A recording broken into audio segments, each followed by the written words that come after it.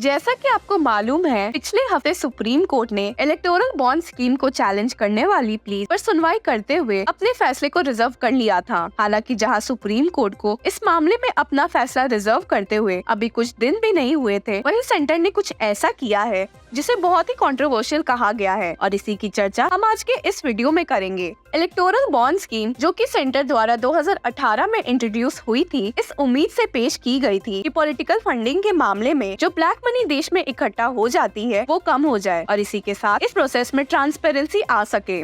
हालांकि आपको सुनकर बेहद हैरानी होगी कि ऐसा एम रखने के बावजूद इलेक्टोरल बॉन्ड स्कीम ने पॉलिटिकल फंडिंग के पूरे मामले को ओपेक कर दिया है और तो और इस बारे में कोई भी इंफॉर्मेशन मिलना सिटीजन्स के लिए बहुत मुश्किल होता है। इस बात से तो सुप्रीम कोर्ट ने भी अग्री किया है और सेंटर को एक ऑल्टरनेट मेथड बनाने का सजेशन दिया। इस मामले में सीजीआई चंद्रचूड़ हेडेड बेंच थी, जिसमें कि justice Sanjeev Khanna, BR Gavai, JP Pardiwala और मनोज मिश्रा मौजूद थे। 3 दिन की इंटेंस कोर्ट हियरिंग के बाद सुप्रीम कोर्ट ने इस मामले में अपना फैसला रिजर्व कर लिया था। हालांकि इतनी जल्दी कोर्ट हियरिंग के बावजूद आप ये सुनकर बेहद हैरान होंगे कि ये मामला कोर्ट के चक्कर करीबन 8 साल से काट रहा था। जी हाँ, आपने सही सुना। पर अब आपके मन में ये सवाल जरूर उठेगा कि अगर ये मामला इतने सालों से कोर्ट के चक्कर काट रहा था तो अब जाकर सुप्रीम कोर्ट ने इसे क्यों उठाया है। इलेक्टोरल बॉन्ड स्कीम की लीगल वैलिडिटी के चैलेंज को सुप्रीम कोर्ट ने इसलिए भी जल्दी सुना है क्योंकि आने वाले जनरल इलेक्शंस और 2024 लोकसभा इलेक्शंस में इस मामले का फैसला एक बहुत ही बड़ा इम्पैक्ट डालेगा। और आप इस बात से तो अनजान नहीं होंगे कि इंडिया के 5 states that is Rajasthan, Madhya Pradesh, Chhattisgarh, Telangana and Mizoram में अभी इलेक्शन शुरू ही होने वाले हैं। तो इन्हीं सब बातों को ध्यान में रख के सुप्रीम कोर्ट ने इस मामले पर सुनवाई करने का फैसला लिया था। जहां अंत में जाकर सुप्रीम कोर्ट ने इस मामले में दोनों साइड के आर्गुमेंट सुनने के बाद अपना फैसला रिजर्व किया है, वैसे ही सेंटर ने एक new rounds of electoral bonds की सेल का नोटिफिकेशन 4 नवंबर को ही पास किया है। जी हाँ, आपने सही सुना। In a statement, the Finance Ministry said that the bonds would be sold at the 29 authorized branches of State Bank of India in the 29th tranche under the scheme. Electoral bonds के fresh cell में union government का approval एक बहुत ही अजीब time पर आता है, जब इस स्कीम की लीगल वैलिडिटी की जांच सुप्रीम कोर्ट में चल रही थी।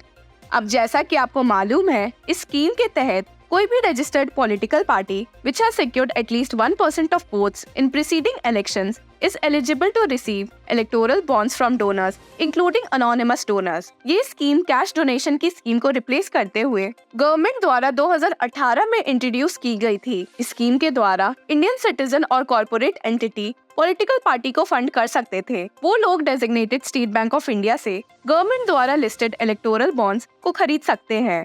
इसी स्कीम को petitioners such as Communist Party of India, Marxist, NGOs Common Cause, Association for Democratic Reforms और कांग्रेस की जया ठाकुर ने सुप्रीम कोर्ट में चैलेंज किया था।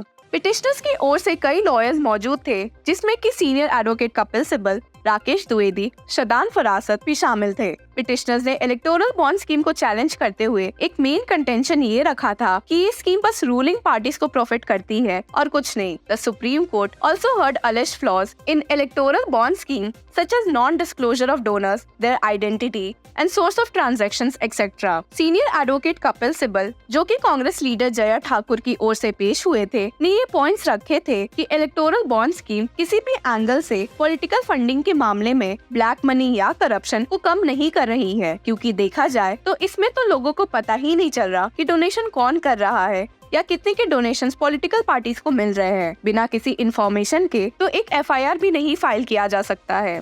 Sibbal argued that if you want to deal with corruption, the first thing is to quash this scheme. It is the surest way to political perpetuity. Secondly, they say electoral bonds are a financial economic policy. It is not. It's an election issue. It has changed the fundamental principles of democracy. साथ ही electoral bond scheme की anonymity citizens के right to know को भी violet करती है, जिसे supreme Court ने prior judgements में हेल्ड किया है कि वो freedom of speech and expression under article 19(1)(a) of the constitution के अंडर आती है। सेंटर की ओर से इस मामले को डील करने के लिए attorney general R Venkat Ramani और solicitor general Tushar Mehta court में मौजूद थे।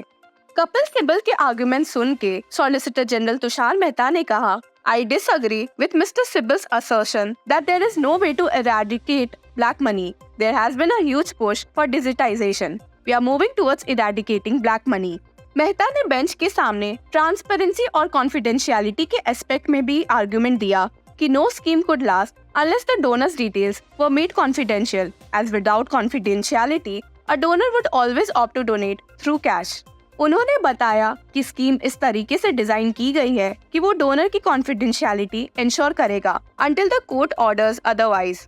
तुषार मेहता ने इस बात पर भी काफी जोर दिया कि इस मामले में अगर डोनर के राइट टू प्राइवेसी को प्रोटेक्ट नहीं किया जाएगा तो बहुत गलत हो जाएगा, क्योंकि उन्हें ना चाहते हुए भी पॉलिटिकल पार्टीज का रेट्रिब्यूशन सहना पड़े। सुप्रीम कोर्ट फिर वोटर्स राइट टू इन्फॉर्मेशन और डोनर्स राइट टू प्राइवेसी पर सोचने पर मजबूर हो गई। सुप्रीम कोर्ट की बेंच ने इन सारी बातों पर फोकस करते हुए इस बात से अग्री किया कि इलेक्टोरल बॉन्ड स्कीम में काफी फ्लॉज देखने को मिले हैं। इसे सेंटर अगर चाहे तो एक ऑल्टरनेटिव सिस्टम से रिप्लेस कर सकती है। हालांकि आपको बता दे कि सीजीआई ने इस बात से तो सख्त मना किया है कि वे वापस कैश सिस्टम पर जाना नहीं चाहते हैं, saying that we do not want to go back to a cash only system. We are saying do it in a proportionate, tailor-made system which overcomes the serious deficiencies of this electoral bond system. इस मामले में supreme Court ने election commission को भी orders दिए हैं कि वे सारे पॉलिटिकल पार्टीज द्वारा funds received through electoral bonds till 30 सितंबर तक की डिटेल कोर्ट की रजिस्ट्री में एक सील्ड कवर में सबमिट करे। इन सब के बावजूद भी बेंच ने ये साफ किया है कि इस मामले में वो कुछ चेंजेस नहीं कर सकते, क्योंकि it does not fall under their area और बस लेजिस्लेचर या एग्जीक्यूटिव ही चाहे तो चेंजेस कर सकती है। सुप्रीम कोर्ट के ये सब कहने के 2 दिन बाद ही सेंट्रल गवर्नमेंट ने इलेक्टोरल बॉन्ड्स की सेल को मंजूरी देकर लोगों में हैरानी पैदा कर दी है। फाइनेंस मिनिस्ट्री ने नोटिफिकेशन के थ्रू कहा कि ये bonds will be sold for a fortnight starting from November 6। उन्होंने ये भी कहा है कि इलेक्टोरल बॉन्ड्स इशू होने के 15 दिन तक ही वैलिड रहेंगे and no payment shall be made to any payee political party if the electoral bond is deposited after expiry of the validity period. इस 15 दिन के टाइम लिमिट को सॉलिसिटर जनरल ने कोर्ट में समझाते हुए कहा था कि ये टाइम पीरियड रिस्क को मिनिमाइज करता है फॉर क्विड प्रो को डील्स। आपको बता दे कि अगर 15 दिन में बॉन्ड्स इन कैश ना हो फिर ये पीएम रिलीफ फंड्स में चले जाएंगे और डोनर इसे रिकवर नहीं कर पाएगा। This ensures that donors had an incentive to ensure the timely deposit of the bonds by the political parties. हालांकि मिजोरम और छत्तीसगढ़ के फर्स्ट फेज का इलेक्शन इलेक्टोरल बॉन्ड की सेल से पहले ही समाप्त हो जाएगा, क्योंकि पोलिंग नवंबर 7 को शेड्यूल्ड है, बट बाकी के polling would be on after the sale. हालांकि सुप्रीम कोर्ट ने इस मामले में अपने फैसले को रिजर्व कर लिया है, पर उन्होंने इलेक्टोरल बॉन्ड्स की सेल पर कोई रिस्ट्रिक्शन नहीं लगाया था। इसके बावजूद क्या सुप्रीम कोर्ट को इलेक्टोरल बॉन्ड के सेल को शुरू करना चाहिए था, वो भी तब जब इस स्कीम की लीगल वैलिडिटी पर सुप्रीम कोर्ट में सुनवाई हुई थी। इसमें आपकी क्या राय है, हमें कमेंट सेक्शन में बताएं और ऐसे लीगल न्यूज से जुड़े रहने के लिए कीप फॉलोइंग लॉ चक्रा।